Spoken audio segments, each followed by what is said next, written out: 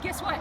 I'm gonna run a race today. I'm so excited because I'm so prepared this time and I know that I'm gonna win this race.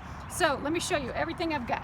I've got my headphones because when I play my music, I can run a lot faster. Okay, so I have my headphones. I have plenty of water because you know you get thirsty when you run. And of course you can't run on an empty stomach, so I have my chips for when I get hungry. In case it rains, I'm well prepared. Gotta stay dry when it rains. And of course, it's gonna be a long run, so I have my beach chair in case I get tired on the way. And then my emergency kit. You never know when you're gonna have to perform emergency surgery on yourself. So I'm so excited. I've never been so prepared in all of my life. Do you think I'm gonna do good? Nah.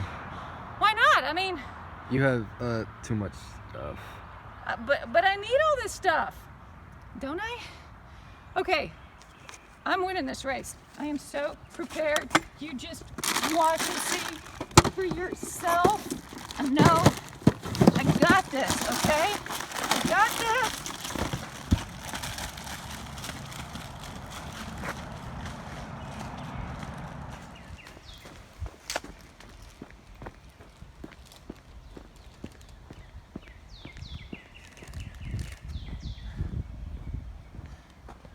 Yeah, maybe you're right.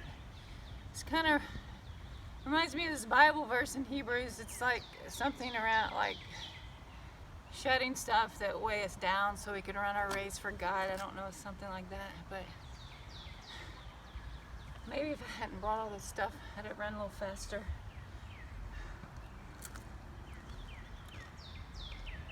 Hey guys, let me talk to you about that verse that I was referring to. It's found in Hebrews, it's chapter 12, verse 1, and it says, "Therefore, since we are surrounded by such a great cloud of witnesses, let us throw off everything that hinders and the sin that so easily entangles, and let us run with perseverance the race marked out before us."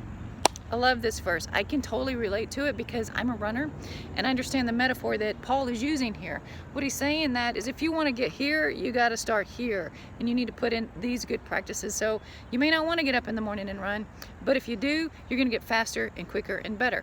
Well, he is relating that to our walk, our Christian life. This race is a metaphor for the Christian life. And Paul is telling us that you need to train for that. If you're going to end up here, you got to start here. And so he's encouraging us with that. As a matter of fact, when he refers to the great cloud of witnesses, that's what he's referring to. He's showing us examples of people who've gone before us and have run their race with perseverance. It's found in chapter, I didn't read it to you because it was found in the chapter prior to this in chapter 11. And Paul mentions these heroes, these Old Testament heroes by name. He's talking about Moses and Abraham and Rahab. You see, these were people who lived out their life and they persevered through difficult and hard times. And he gives us these examples because they were people who didn't even get to see the end result. Let's take, for example, Abraham. You see, God came to Abraham and he promised that he was going to make him a great nation. And the whole world was going to be blessed through him. Well, the scripture tells us that Abraham believed in God and he persevered through his hardships. He never even saw the end result of what God was doing in his life. And so that's why Paul uses these Old Testament heroes to show us how we should train and how we should press forward and move forward in our daily life as Christians. And so he's encouraging us in that way. Now, the best example, of course, is Christ himself. You see, Christ lived out a life that was perfect, and it was an example for us. And you know what else he did? He resisted temptation.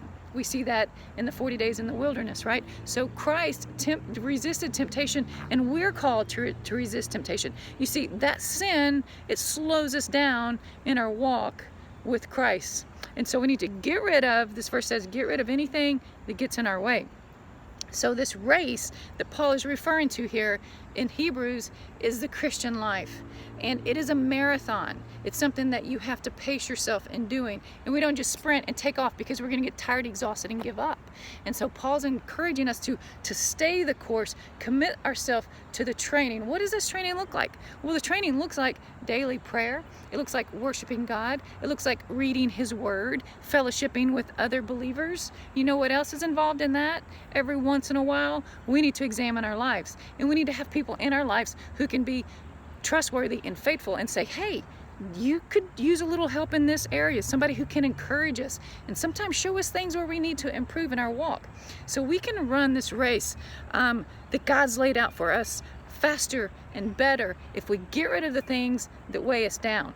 We need to lay down things like sin or a bad habit or whatever it is in our life that's slowing us down. We need to get rid of anything that keeps us from getting closer to God. So commit yourself to the race. And happy training. Have a good one.